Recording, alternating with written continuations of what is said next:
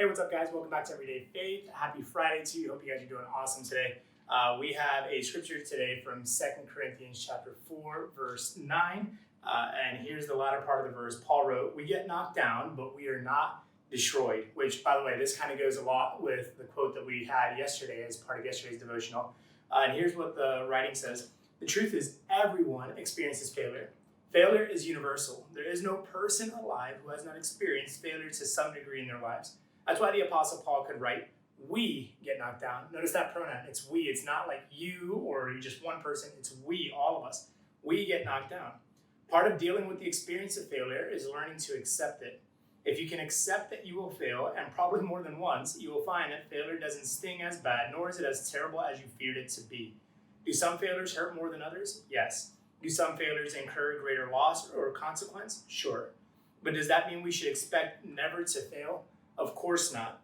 As the old adage goes, what doesn't kill you makes you stronger. I love this devotional in terms of like setting the tempo or setting the course for what we're going through this month.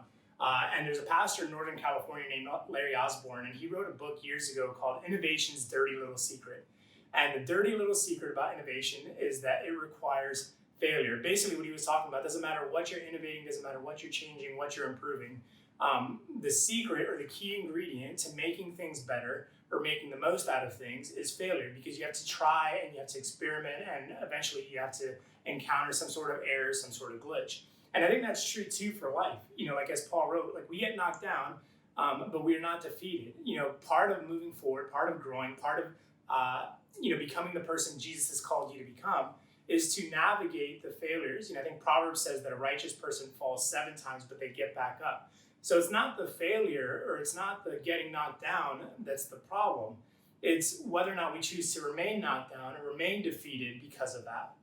But the hope is, because it's not isolated, failure is not isolated. So it's not just me. The hope is that because you fail and we fail, that we actually get to encourage each other and pick each other back up. So here's what I want to do this month as we kind of navigate this journey.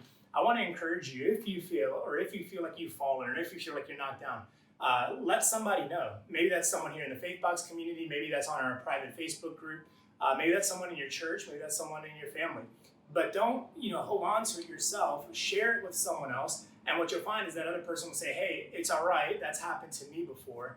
And find ways to encourage each other. Let's use the strength of our community to build each other up, to pick each other up, and to be able to move forward. Because listen, we may get knocked down, but we will not remain defeated.